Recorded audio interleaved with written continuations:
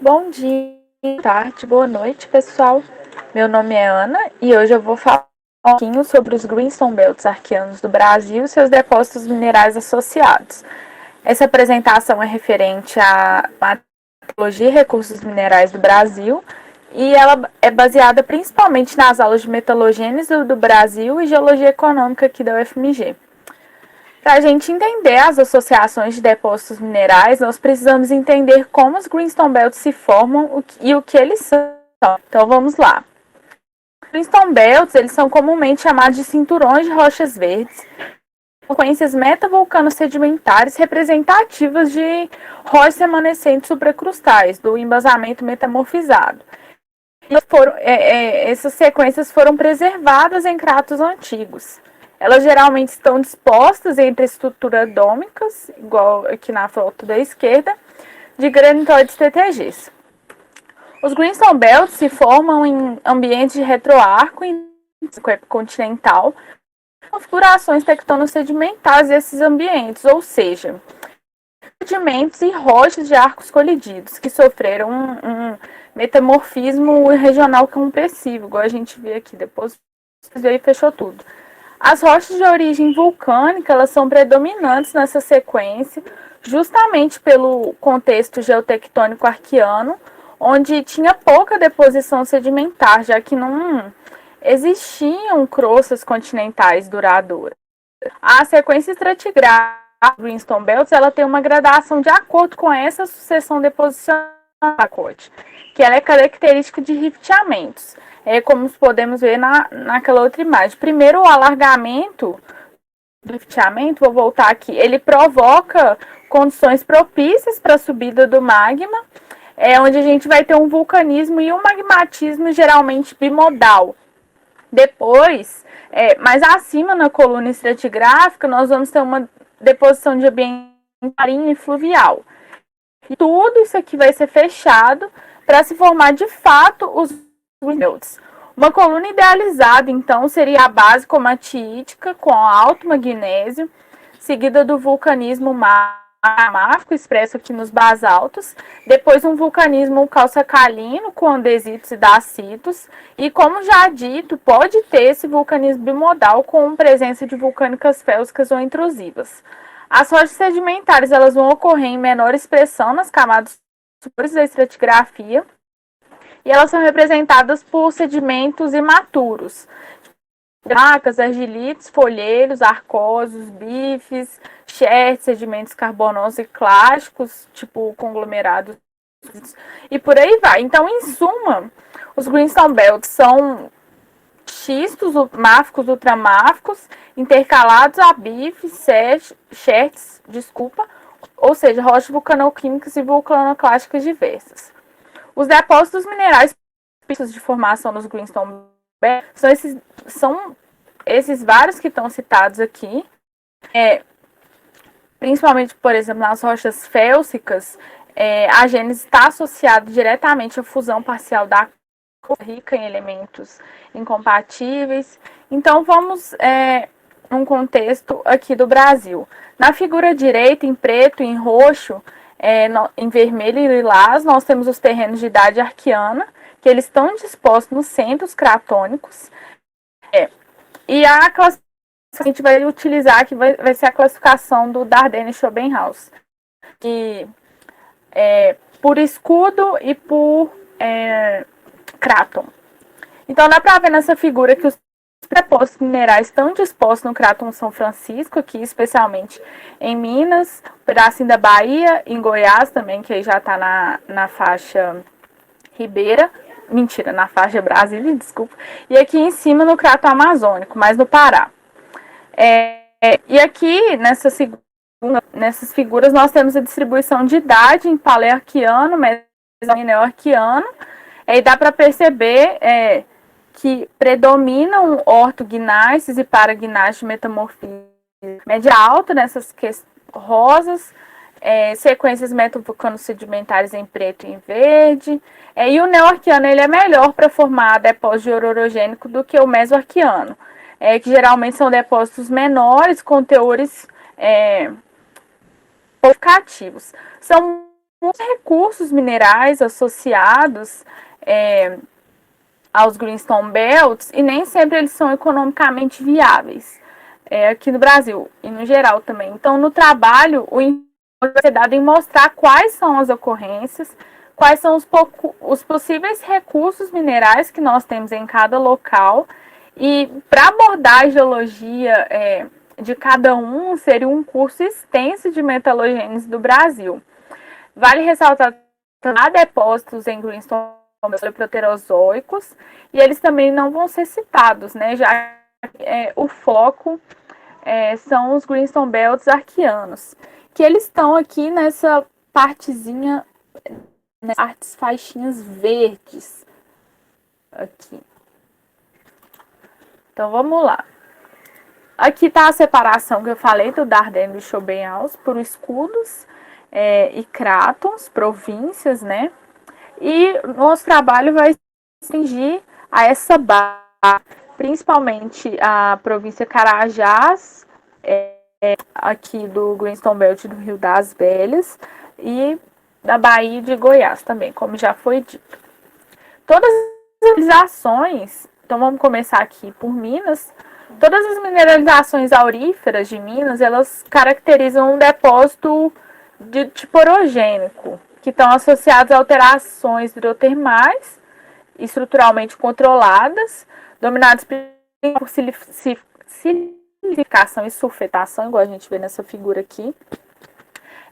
As principais são as do grupo Nova Lima, que estão inseridas no Greenstone Belt Rio das Velhas, e essa foto aqui lá da mina, se não me engano, não lembro se é Lamego ou Cuiabá, eu acho que é Cuiabá. E outros Greenstone Belts podem ser citados, como o Greenstone Belt do Cerro, do Riacho dos Machados, do Pitangui. Também existem alguns depósitos de ferro no supergrupo Rio das Velhas, mas os mais econômicos são do Paleoproterozoico. O Greenstone Belt Rio das Velhas está inserido no quadrilátero, e uma distinção dele de outros Greenstones que vale a pena ressaltar é que ele possui uma afinidade pouco juvenil, com poucas rochas máficas ultramáficas e uma dominância de rocha sedimentar. E há muita formação ferrífera no nosso Greenstone Belt, uma coisa que é pouco recorrente em outros Greenstone Belts arqueanos, e isso vai influenciar bastante na deposição do ouro orogênico, dos depósitos de orogênico, da fixação do sulfeto, com ferro e tudo mais. O Greenstone Belt Riacho dos Machados, só para dar uma ênfase, ele hospeda jazida aurífera de umidade certa, mas aqui ele foi considerado como arqueano, e essa jazida ela ocorre aqui numa janela estrutural no complexo Porteirinha, e aqui tem a planta da mina. Também vale ressaltar que na região do Cerro, as rochas ultramáficas e metamáficas associadas às rochas metasedimentares do complexo do Cerro, que contém cromo, também hospedam ouro em diversas pequenas minas, assim. E esse ouro, recentemente, ele foi garimpado, foi o ouro de aluvião, né? Foi alvo de garimpo. Aqui já entrando na parte do níquel, do cromo, nós temos depósitos do Morro de Ferro, em Piuí, e no Cerro também, cromititos.